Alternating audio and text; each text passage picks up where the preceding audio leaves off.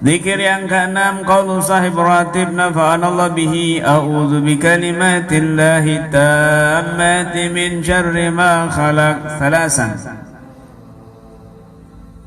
Aku berlindung dengan kalimat-kalimat Allah yang sempurna dari keburukan segala yang Allah ciptakan. Dibaca tiga kali. Dibaca 3 kali. Ini juga bentuknya tawassul. Aku berlindung dengan perantara, dengan sabab. Kalau dalam bahasa nahwu, ba di situ itu artinya ba sababiyah. Ya, ba musahabah. Aku berlindung dengan persahabatan kalimat-kalimat Allah, dengan ditemani kalimat-kalimat Allah, dengan dibarengi kalimat-kalimat Allah yang sempur. Wah, jangan baca zikir ini, syirik. Kenapa? Karena berlindung dengan kalimat Allah, bukan kepada Allah sendiri gitu. Kalau ngikutin akal pikiran mereka, ini syirik, padahal ini hadis sahih. Siapa yang mau menentang hadis sahih Imam Bukhari bisa murtad. Mereka sendiri juga sepakat murtad kalau orang mengingkari hadis sahih Bukhari. Ucapan paling suci setelah Al-Quran yaitu hadis Nabi Imam Bukhari. Berlindung daripada kalimat-kalimat sempurnanya Allah. Kenapa kau nggak berlindung sama Allah saja? Kau kalimat-kalimatnya Allah. Ini wasilah. Ini sababiyah. Kita berlindung dengan wasilah kalimat-kalimat Allah yang sempurna. Kenapa demikian? Karena pada hakikatnya berlindung dengan kalimat Allah juga berlindung kepada Allah. Saya mau tanya sama kamu, kalam suci Al-Quran itu makhluk atau bukan makhluk? Bukan. Itu kalamnya Allah. Kalam Allah bukan makhluk. Berarti kita ini berlindung bukan kepada makhluk Allah, kepada Allah sendiri. Begitu. Makanya Imam Ahmad bin Hanbal dipenjara gara-gara dipaksa bilang Al-Quran itu makhluk. Enggak, bukan, Al-Quran bukan makhluk. Imam Malik dipenjara gara-gara tidak mau mengatakan Al-Quran itu makhluk. Enggak, memang bukan Al-Quran. Cuma Imam Syafi'i yang pakai tauriyah dipaksa, akhirnya lolos di penjara. Katakan wahai Imam, bahwa Al-Quran itu makhluk. Karena kalau satu imam-imam ini nurut, maka jamaah ribuannya jutaan bisa nurut kan. Imam Syafi'i pakai trik. Iya. Injil, Taurat, Zabur, Al-Quran, 4 ini makhluk.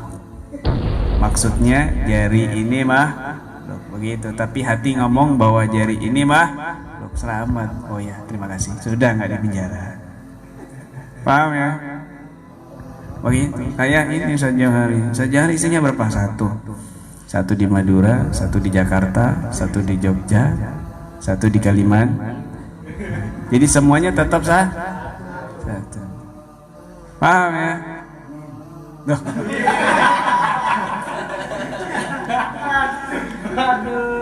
Begitu.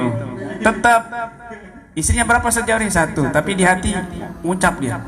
Komen di hati, komen. 1 di Madura, 1 Kalimantan Selatan, 1 Jakarta, 1 di Kanusan, kan begitu. Ya kan? Makanya dia lama belum dapat di sini sampai dapat baru pulang nanti. Itu namanya tauriyah. Tapi ya kamu jangan gitu, ya, jangan gitu. Nanti akhirnya kiainya dikerjain sama kamu. Banyak bohong, banyak trik semuanya. Parah nanti. Sudah sholat? Sudah. Dalam hati kemarin. Nggak boleh, dosa ini. Itu bukan main-main ya, itu darurat. Nggak boleh begitu. Ya. Sudah makan? Belum. Padahal sudah. Belum tuh maksudnya itu belum 2 kali kan begitu. Ya, paham ya? Uangnya habis. Habis Pak Yai. Habis beli ini, beli ini, beli ini, beli ini, beli ini. Nggak boleh begitu ya. Nah, maka pada hakikatnya berlindung dengan kalimat Allah yang sempurna sama juga berlindung kepada Allah. Karena kalam suci Allah itu bukanlah makhluk. Itulah akidah Ahlus Sunnah wal Jamaah. Raina fi sahihi Muslim. Diriwayatkan dari Sahih Imam Muslim. Dari Abu Hurairah radhiyallahu anhu beliau berkata, datang seseorang kepada Nabi sallallahu alaihi wasallam. Ya Rasulullah, malaikitu min agrabin adagatil barihah. Wahai Rasulullah, tadi malam aku disengat kalajengking. Maka beliau bersabda, ama innaka law qulta hina amsayta a'udzu bikalimati tammat min syarri ma khalaq lam yadurrak. Andai saja kau di sore hari membaca a'udzu bikalimatillahi tammat min syarri ma khalaq, maka kalajengking itu tidaklah membahayakanmu. Bahkan dalam hadis lainnya, barang siapa yang membaca 3 kali maka tidak membahayakan sesuatu apapun kepadanya. Bahkan kalau membaca 3 kali, kata Nabi, lam yadurhu humma tilkal lailah, dia tidak akan diserang penyakit demam malam itu. Maka Sahal mengatakan, fakana ahluna yaquluna kullal lailah. Kami mengajarkan keluarga kami setiap malam membaca itu. Lalu ada pembantu kami yang kena sengatan kalajengking, falam tajid laha waja'an, tapi nggak sakit sama sekali. Kena sengatan kalajengking tidak sakit sama sekali. Mungkin saya begitu. Beberapa kali saya kena sengatan kalajengking tapi nggak ngefek di tangan saya. Apa saya pernah kena sengatan kalajengking dulu waktu di pondok, kemudian nggak ngefek lagi setelah itu? Wallahu a'lam. Husnudzan kepada Allah dengan zikir yang dianjurkan kepada Nabi, maka faedahnya sangatlah besar yang akan kita dapati, terutama pahalanya. Masya Allah, begitu. La ilaha illallah Muhammad Rasulullah. Man nazala manzilan, kata Nabi, barang siapa yang dia masuk ke rumahnya, sumakala, lalu dia mengatakan a'udzu bikalimatillahi tammat min syarri ma khalaq, maka lam yadurruhu syai'an, sesuatu pun tidak akan membahayakan kepadanya, hatta yartahil min manzilihi dzalik, sampai dia keluar dari rumahnya itu. Masya Allah. Faidatun muhimmah, faedah penting nih, catat baik-baik ini ya. Faedah penting. Yahtat ilaiha sahibul aulad, sangat dibutuhkan para bapak-bapak dan ibu-ibu. Karena Sayyiduna Sahib Ratib, beliau Al-Abil Haddad ini, Sahib Ratib ini mengajarkan sigaru banihi, anak-anak beliau yang kecil-kecil, setiap malam kullal lailah wa yulaqqinuhum ala kulli kalimah, dan beliau mentalkinkan setiap kalimat per kalimat. Wa kadzalika ra'aina Sayyidina Al-Jad ibn Al-Hazan yaf'al dzalika likunihum, dan juga kakekku juga mengikuti buyutku ini, yaitu mengajarkan setiap malam kepada anak-anaknya ini, a'udzu bikalimatillahi tammati min syarri ma khalaq, bismillahilladzi la yadurru ma ismihi syai'un fil ardi wa la fis sama' wa huwa samiul alim, radina billahi rabba wa bil islami dina wa bi muhammadin nabiyya, ya hafid ya hafid ya kafi ya muhid, sallallahu ala nuhin wa ala nuhis salam. Ditalkin doa ini diajarkan kepada anak-anak kecilnya setiap malam beliau, padahal beliau ini wali Allah masih mengajarkan anaknya zikir seperti itu. Masya Allah. Dan kalimat-kalimat Allah itu tinggi, tidak ada bekas, tidak ada yang bisa memadai kalimat Allah meskipun ditulis pakai lautan sebagai tintanya. Qul law kana al-bahru midadan li kalimati rabbi lanafida al-bahru qabla an tanfida kalimatu rabbi walau ji'na bimislihi madada. Katakan, andai lautan samudra ini menjadi tinta untuk menulis kalimat-kalimat Allah, maka samudra-samudra itu akan habis sebelum kalimat-kalimat Allah habis. Walaupun ditambah lagi tinta-tintanya tidak pernah habis, maka akan habis dan kalimat suci Allah tidak akan pernah habis. Masya Allah. Karena kalimat tamat, kalimat yang sempurna, tidak ada tidak ada aib dan kecacatan sama sekali.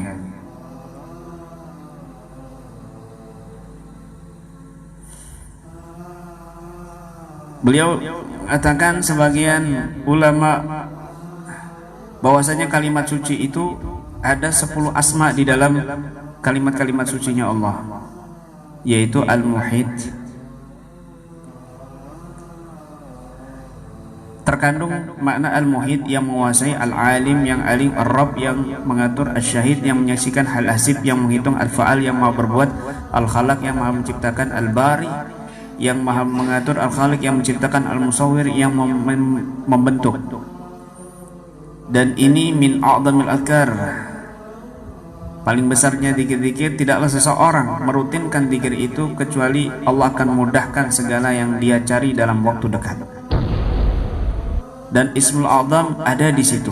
Barang siapa yang berdoa, Allah akan kabulkan seketika, dan barang siapa yang meminta, Allah akan berikan seketika. Orang-orang ahli mukasyafat melihat hal ini, melihat keajaiban yang luar biasa dalam wirid ini. Di dalam wirid ini ada penjagaan diri dan penjagaan jasad dari segala yang menyakitkan. Di dalam doa ini ada penghancuran kepada musuh-musuh. Tidaklah seseorang melazimkan doa ini, maka dia akan melihat rahasia-rahasia di alam ulwi, dan dia akan diberikan ilmu yang tanpa diduga-duga, yang tanpa dia ketahui sebelumnya.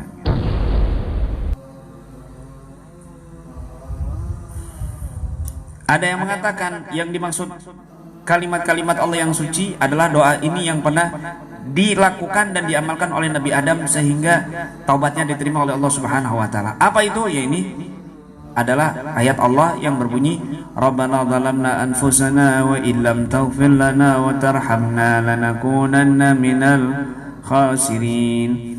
Ada lagi doa, Allahumma innaka ta'lamu sirri wa alaniyati faqbal ma'dzirati. Ini doanya Nabi Adam. Wa ta'lamu hajati fa'atini su'li wa ta'lamu ma fi nafsi faghfir li dhanbi. Ya Allah, sesungguhnya Engkau Maha mengetahui rahasiaku dan yang zahir dariku, maka terimalah udurku, dan Engkau mengetahui hajatku, maka berikanlah permohonanku, dan Engkau mengetahui apa yang ada pada diriku, maka ampunilah dosaku. Kau Maha mengetahui segala dosa yang tidak diketahui oleh orang lain kecuali Engkau, ya Allah. Maafkan dosaku, ya Allah. Fa innahu la yaghfiru dzunuba illa anta. Sungguhnya tidak ada orang yang bisa mengampuni dosa kecuali Engkau. Ya Allah, aku mohon kepadamu iman yang senantiasa menguasai hatiku, keyakinan yang sungguh-sungguh sampai aku tidak meyakini bahwasanya tidaklah musibah yang menimpaku kecuali telah Engkau catat untukku, dan jadikan aku ridha dengan apa yang Engkau berikan kepadaku. Maka Allah mewahyukan kepada Nabi Adam, wahai Adam, setelah Nabi Adam berdoa dengan kalimat itu, wahai Adam, qad qabiltu taubatak, aku telah menerima taubatmu. Wa ghafartu lahu laka dzambak, dan aku telah mengampuni dosamu. Wa la yad'uni bihadza du'a ahad, dan tidaklah seseorang berdoa dengan doa ini di atas tadi, illa ghafartu lahu dzambah, kecuali aku akan ampuni dosanya. Wa kaifatul aham min amrih, dan aku akan cukupi hajat yang terpenting untuknya. Wa zazatu anhu syaitan, dan aku akan usir syaitan darinya. wa tajartu lahu min wara'i kulli tajir, dan dia menjadi pedagang yang sukses. Wa aqbalat ilahi dunya raghimah, dan dunia akan menghadap kepadanya dalam keadaan antusias. Wa ilam yuridha, meskipun dunia itu tidak mau, meskipun orang itu tidak mau kepada dunia. Masya Allah. Paham ya? Sibuk aja. Inilah kalimat-kalimat doa yang dilantunkan oleh Nabi Adam alaihi salatu wassalam, sehingga doanya dikabulkan, hajatnya dikabulkan oleh Allah Subhanahu wa taala. Orang yang mengamalkan doa Nabi Adam ini, maka insya Allah dunia itu datang kepada dia dengan semangat, meskipun dia itu tidak mau sama dunia. Dia dikejar-kejar dunia, dulunya dia ngejar-ngejar dunia, sekarang dunia ngejar-ngejar dia, begitu. Ini doa ampunan kepada Allah Subhanahu wa taala. Rabbana zalamna anfusana wa illam taghfir lana wa tarhamna lanakunanna minal khasirin. Allahumma innaka ta'lamu sirri wa alaniyati faqbal ma'dhirati wa ta'lamu hajati fa'tini su'li wa ta'lamu ma fi nafsi faghfir li dhanbi fa innahu la yaghfiru dhunuba illa anta. Allahumma inni as'aluka imanan da'iman yubashiru qalbi wa yaqinan sadiqan hatta a'lama annahu la yusibani illa ma katabtahu alayya wa ardini bima qasamtahu li. Doanya singkat. Doanya singkat. Nih, rumusannya dan rahasianya adalah ketika seseorang itu ingin merubah dirinya menjadi baik, keadaannya menjadi baik, sukses, bahagia, maka terlebih dahulu dia memohon maaf kepada Allah. Maka terlebih dahulu dia istighfar kepada Allah. Maka pertama kali yang dia harus lakukan banyak istighfar dan bertobat kepada Allah. Itulah yang dilakukan oleh Nabi Sulaiman yang sudah saya ceritakan berkali-kali kemarin. Nabi Sulaiman yang kerajaannya dibajak sama jin siapa? Siapa namanya? Jin Sahara, yang nyamar jadi Nabi Sulaiman. Gara-gara apa kok kerajaannya dibajak? Kan Allah sendiri yang menyebutkan dalam Al-Quran itu, walaqad fatanna Sulaimana, dan telah aku uji Nabi Sulaiman, wa alqaina ala kursihi jasadan summa anaba, dan aku jadikan di singgasananya sesosok jasad yang menyerupai Nabi Sulaiman, summa anaba, kemudian Nabi Sulaiman kembali. Apa yang Nabi lakukan? Nabi Sulaiman lakukan setelah itu, lanjutan ayat Al-Qur'annya, Rabbi filli wa habli mulkan la yanbaghi li ahadin min ba'di innaka antal wahhab. Rabbi filli, ya Allah ampunilah dosaku dan berikan aku kerajaan yang tidak dimiliki oleh orang setelahku. Sesungguhnya Engkau adalah Zat yang maha memberi, Zat yang maha memberi. Paham? Kenapa Nabi Sulaiman kok bisa diserupai sama jin dan kerajaannya dibajak? Gara-gara cincinnya diambil. Kekuatannya kan ada di cincinnya, di kitab tafsirnya itu kekuatannya ada di cincin. Gara-gara salah satu istrinya itu, istrinya kan 100, ada yang mengatakan istrinya 1000. Nah, salah satu sama seperti bapaknya, banyak istrinya. Itu syariatnya Nabi dulu. Ya beda, jamunya beda sama ente kan. Ente telur sapi sih, telur mata sapi. Beda Nabi Sulaiman sama orang Madura, ya kan. Nah, salah satu istrinya yang bernama Jarodah itu kan buat patung bapaknya, kemudian malah disembah, durhaka sama Allah. Akhirnya Nabi Sulaiman yang kena, Nabi Sulaiman yang kena fitnah. Cincinnya tolong Jarodah, ini saya mau ke kamar mandi.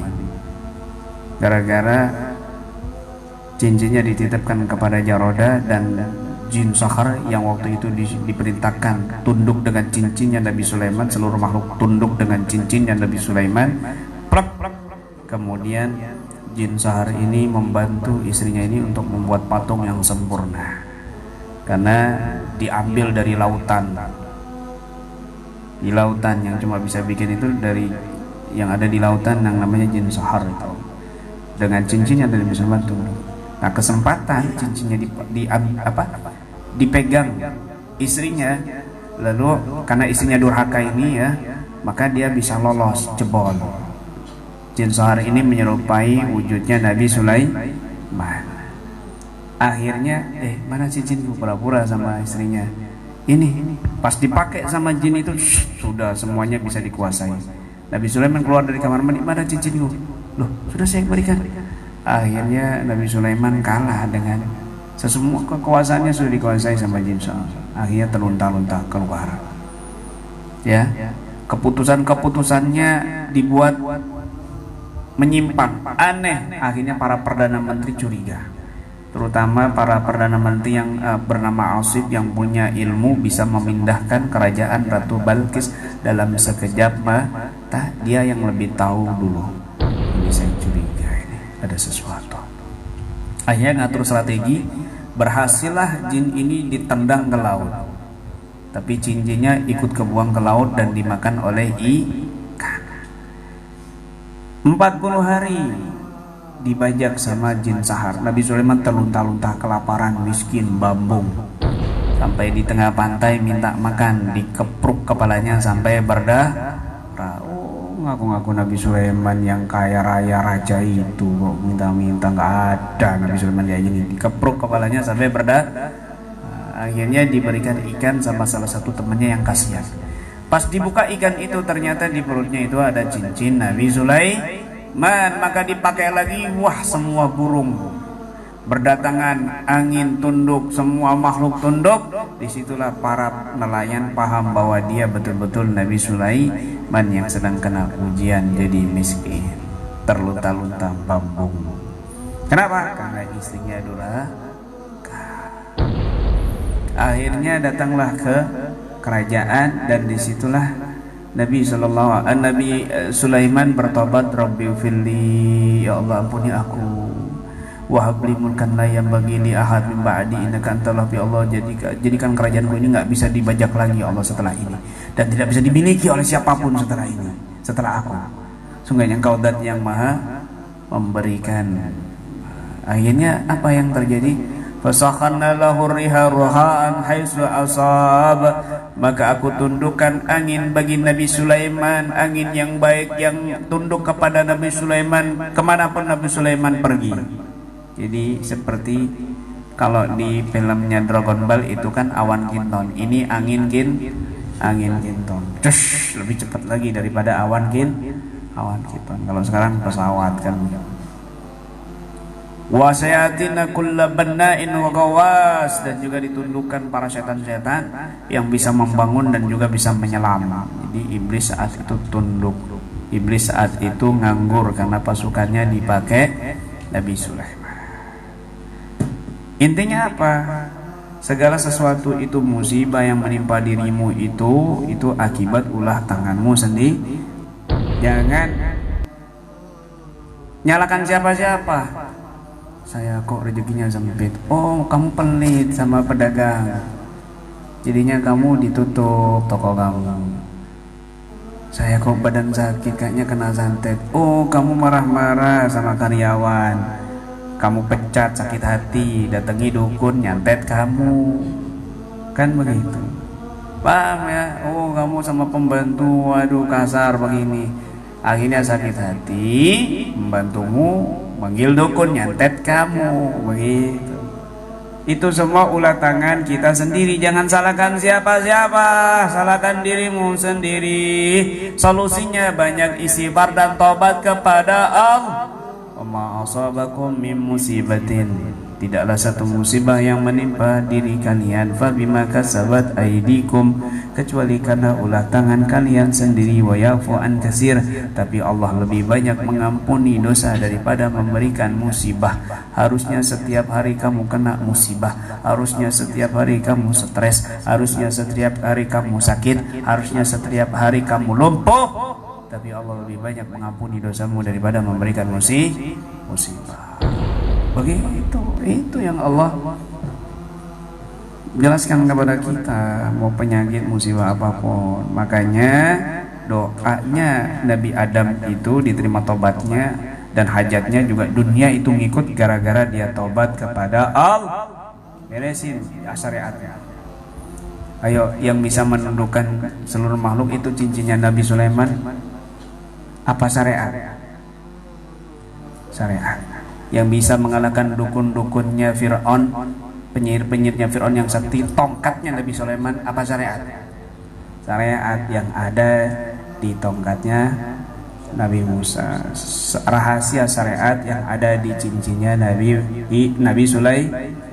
Kalau kamu sudah taat kepada Allah, syariat dijalani dengan benar, mau serban, mau tasbih, mau pakaianmu, mau tongkat, mau cincin, apapun bisa keluar pertolongan Allah Subhanahu wa ta'ala.